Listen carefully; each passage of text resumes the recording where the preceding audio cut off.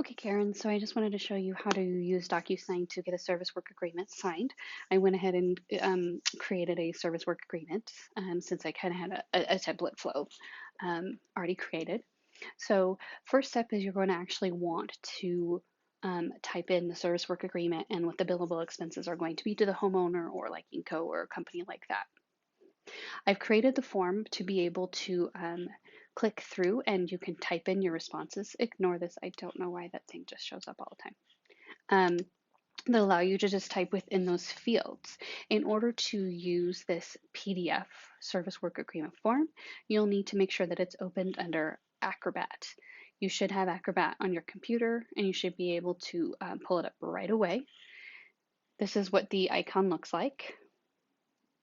Okay, so that's the app that you're going to want to use in order to um, type away.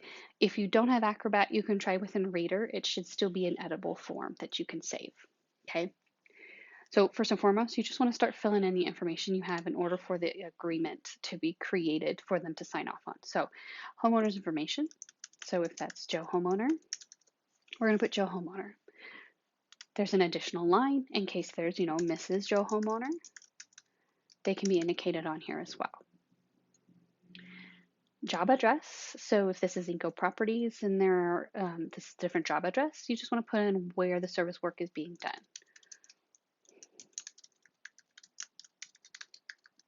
Self-explanatory, follow through with your address and the phone number. There are 3 boxes to help line up your phone number. Oops, and I would hope that tab function worked, but it didn't. Okay, your email. Okay, the following outlines what the service agreement is. The purpose of what billable expenses is, what we will not do with the service agreement is blah, blah, blah, blah. Okay, you can read the fine print if you'd like. This is where you're going to lay out what is billable work or the items that are being billable and what the amount is for. So if we're actually charging for a trip fee, we can add that here. You can go across and add what that's going to be. Okay. If we're also providing a new glass pack that is outside of their manufacturer warranty, we can put that in there. However,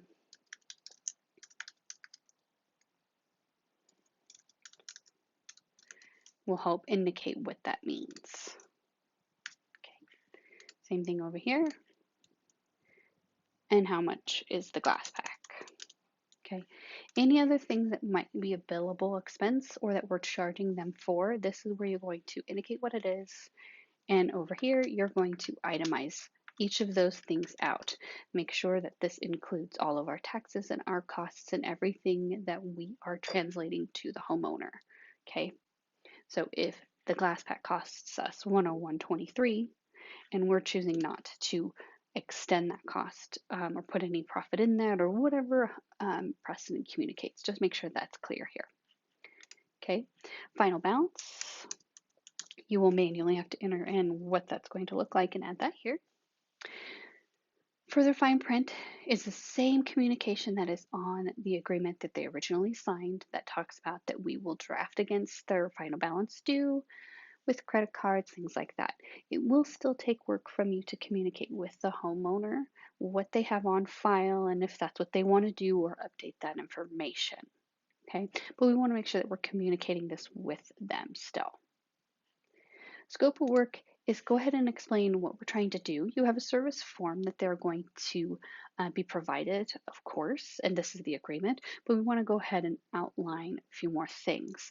So being able to indicate that, installers will come and replace the IG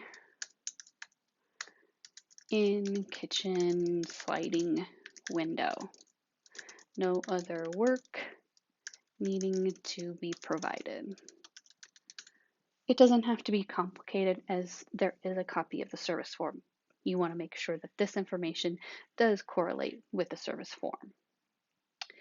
Okay, Homeowner acknowledgement, this is the same acknowledgement that is on their agreement. I'm just trying to duplicate that information so that they understand that their agreement is not null and void because they have a service, that this does outline a lot of the same things like installing blinds, security systems, blah, blah, blah, blah. So if this is not in a kitchen window or it's, a garden window or there's trim issues or things like that that could go above and beyond that. Thing to remember is that if there are any other service tickets that need to be created as a result from this service, because there are other ongoing things that they may not have addressed, that is not covered within this service agreement. We're going out to the home to cover this type of service. Okay, any services above and beyond that, they would need to actually have a new service ticket created. Okay, this is where they'll sign off a date. And then lastly, I want to make sure that they're understanding that this is an electronic funds and that we are agreeing to go ahead and charge that for a one-time transaction with their approval. This is not an ongoing type of thing. These things will be done within DocuSign. Right now you have your document ready to go and can be uploaded into DocuSign. So you're going to want to save this somewhere that you'll remember. Desktop is a great place to save them, and then you can just delete them when they're done. Save it as something that you'll remember. I always do kind of the name of the file and what it's for, Joe Homeowner.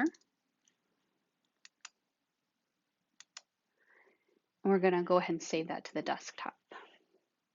Now we're going to go ahead and go into DocuSign, which I had somewhere, sorry.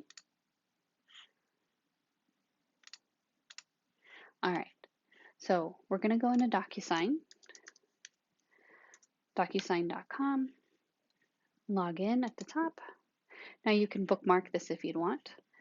We're going to do, I'll give you credentials later. They're all the same for everybody.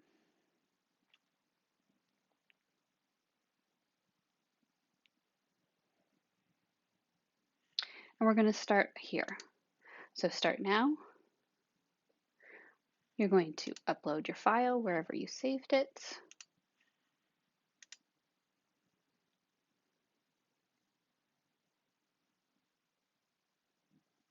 And you're going to hit next. Now you're going to add in your recipients. So you're going to add in Joe Homeowner. Now, if they've received a DocuSign from us before, they might actually be in the system. Okay, if they're not, then go ahead and manually add them in. I'm going to go ahead and add my email since email@email.com is not real. And then you're going to indicate what needs to happen. So Joe Homeowner needs to sign this document.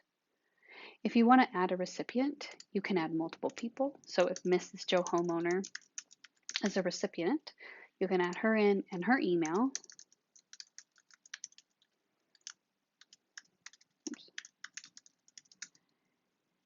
But she probably doesn't need to sign it. Having more than one signature on a DocuSign can cause delay in the signature. It's good to just have one homeowner, but she can also receive a copy. You can add as many recipients as you need. Okay, so if Preston needs a copy, you can add him as a copy as well. Hit next. Now it's going to ask, what do you want to do with your form fields? We've already filled out all our form fields, so we don't need to do anything. We just need to keep it as it is. So keep your PDF form data as is. Now I'm going to go ahead and place where I want Joe Homeowner to sign. I know that Joe Homeowner is the one that's going to be signing this because he's the one selected here at the top. He's the only one that we've indicated needs to sign this form.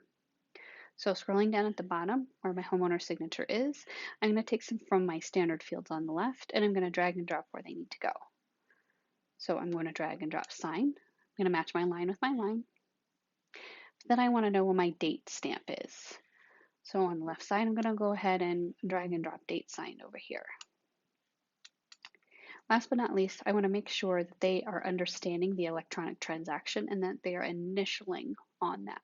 So I'm going to take my initial field, I'm going to add it over here, but I'm going to go ahead and make it small enough to fit in that box.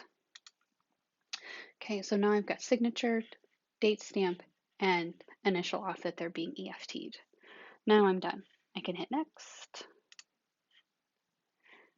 Now I want to put in my subject and any email message I need from them. So if you want a different subject that isn't please DocuSign work agreement or here's the work agreement or whatever, you can do that here.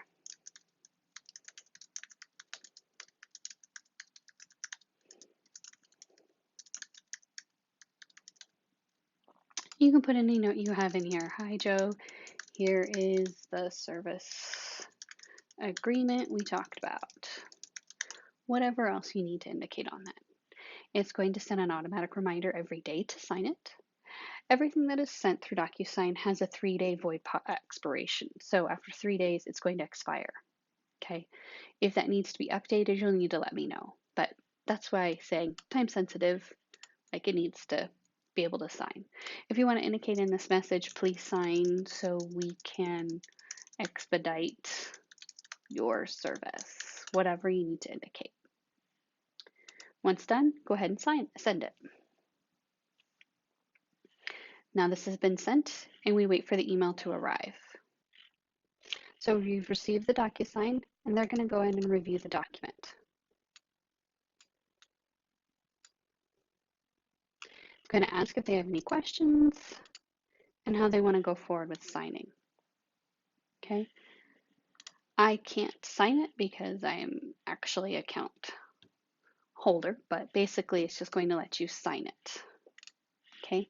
Once they sign it, then you'll get a copy of that and be able to upload that into MarketSharp. Here I went ahead and pulled up the one that allows for signature. So once they click on that, this is what it looks like. Your message is here as well for them to view more of that if they haven't already seen that within there. It lets them know that they are doing an electronic signature and they do need to agree to that. Once they do that, then it allows them to start wherever they need to start. They can click to sign, Joe Homeowner, and that they're initialing here. So once they sign it, it timestamps it, and they can put their initials there. Once done, they can save a copy up for themselves, or they can just say, no, I don't need an account. Okay, so that's their opportunity to have their own copy. And that's how I would get a service work order done. Once it's done, it'll go through there, it'll show that they've viewed it and that they've signed it.